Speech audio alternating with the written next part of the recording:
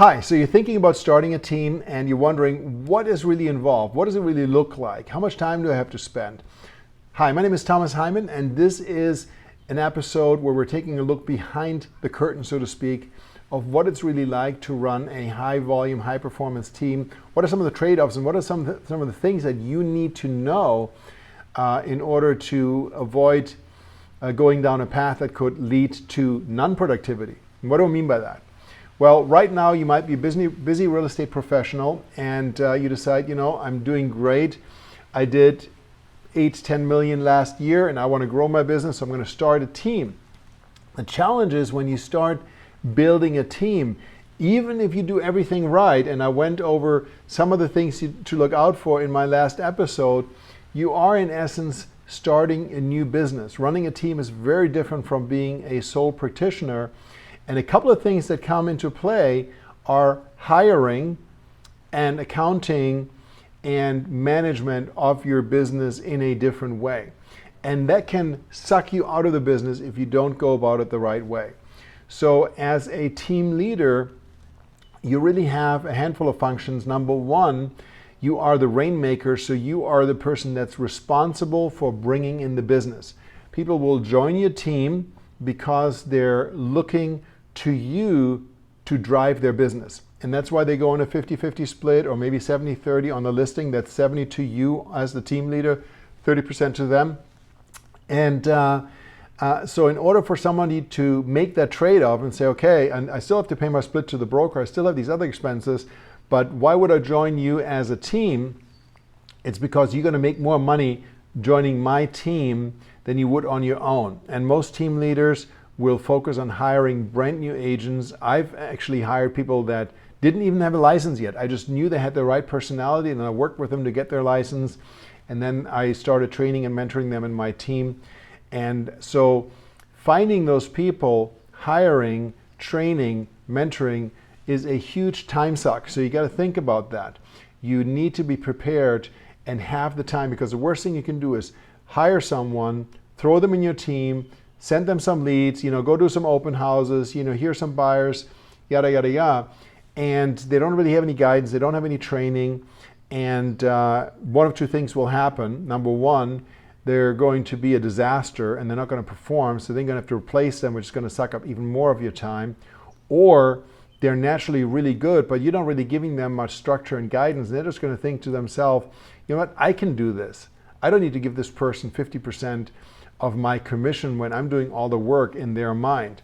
So to avoid that, you need to have a very structured process, and you need to make that time to properly train, indoctrinate, and mentor those agents, especially if they're inexperienced agents. And when you first start out, there are a lot of things that you're going to have to do yourself. So they're going to be role-playing sessions, training sessions, going over contracts, going over paperwork, et cetera, et cetera, et cetera, and time management becomes a vital skill. And what I found when I started my team, when I started bringing on buyer specialists, I probably spent a good 2 to 3 hours each day working with that team, role-playing with them, mentoring them, going out on appointments with them, writing fake offers, fake contracts, have them tag along when I was doing things. And that becomes a time investment, but it's an investment that's well worth it when you look at the long-term trajectory, because within a few months they are going to be trained and then you're going to support them. So the roles again as a team leader is the rainmaker function. So you need to have a system in place to generate business, and in most cases it is listing driven. So most team leaders focus in their marketing on getting listings, and then those listings get marketed and create leverage to generate more listing opportunities and generate buyer inquiries, buyer leads, buyers. And then that obviously is going to generate the business for the buyer specialist eventually to take that off the team leader's hand. The second thing as a team leader is you are the leader. You are the CEO of your organization. So you set the pace, you create the culture, you decide what your organization is going to be like. And that includes not just your agents, but also the administrative staff that you have to run your business. So I met a very amazing woman Jenny Weimer. She's from Orlando and has a team brokerage. So her and her husband really exploded that business. They are now up to 50 people, if I recall, and 22 of them are administrative people and 30 agents. So you can see the ratio of admins to agents. You can figure, one admin, 1.5 admins for every 2 agents. It is a very, very high productive environment. So the admin staff takes care of everything. The agent just focuses on working with the buyers and sellers. And I believe last year they did about 900 transactions. So 30 agents doing 900 transactions, that's 30 transactions a year each. So very, very high performance. And I apologize if I'm off on a couple of numbers, but she is and her husband are the CEO of that company. So you have that leadership aspect as a team leader, where you are the leader not just to your agents but also to your team, to your admin team. And as your organization continues to grow, your administrative team is going to continue to grow as well. And so that will take up some time. So this means you're going to be spending less and less time out in the field actually selling. Some of these things can't really be leveraged away or abdicated. If you run a huge team, obviously you can hire a business manager, a COO to run your business side, but you're still the leader, so you're still going to have to spend some time on that, even if you can get to the scale where you can have other people handle the training, et cetera, et cetera. But you got to get there first. You're not going to get there overnight.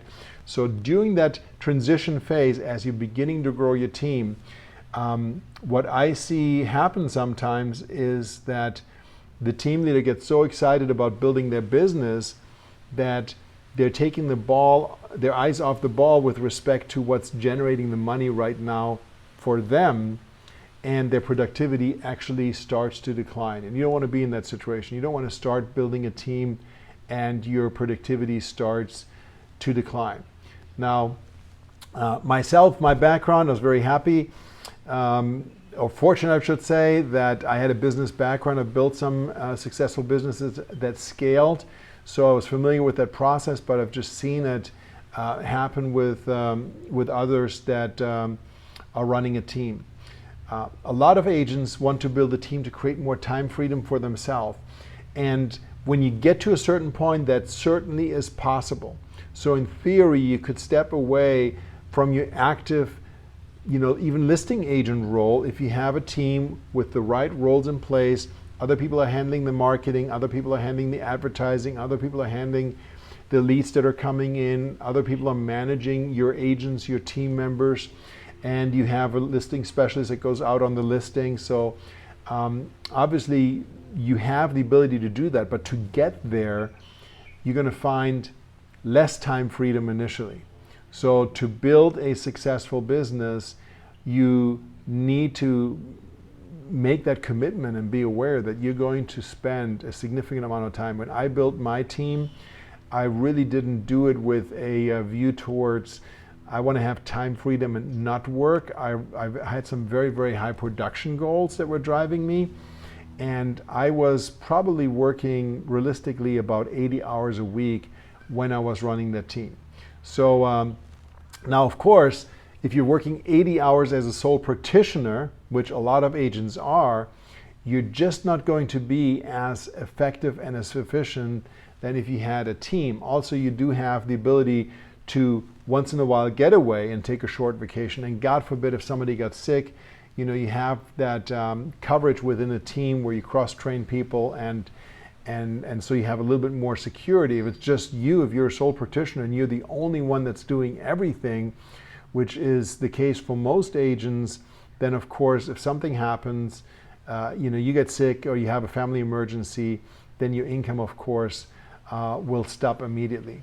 So building a team is exciting. There's a lot of opportunity. Truly, there is no limit as to how far you can go. You could build a team that will generate $1 million plus in annual income. There are many teams that are achieving that.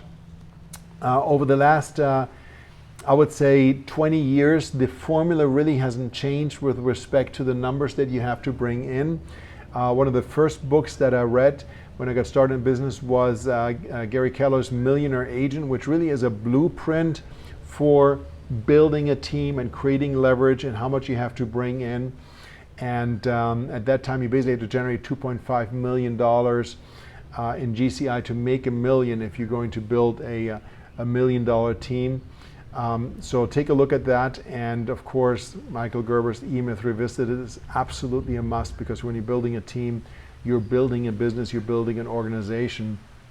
But there are some trade-offs. You're going to be spending a lot of time, especially during the startup phase, and you want to be aware of the different roles that you have to fit, and make sure that you don't take off your eyes from the ball and dip on your productivity. Your production should absolutely never ever drop. When you're starting a team and your production starts to drop, that is a red flag, and you need to immediately stop everything and get your boat back in order.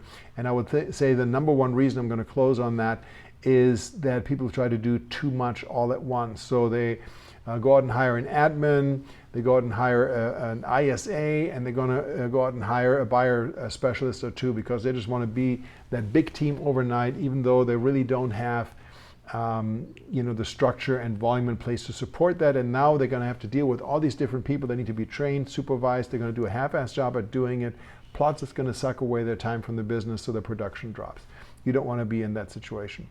If you have questions regarding building a team, please reach out to me, leave a comment. If you enjoy this type of content, please subscribe and click on the little alarm bell on YouTube, and you'll be notified when I have future trainings coming up. And as always, please give me your feedback. Let me know what you liked, what you didn't like. If you have any questions specifically, trainings you want me to address in the future, I'd be more than happy to. And for now, thank you so much for taking the time to watch this. I'm Thomas Heimann, and we'll talk again soon.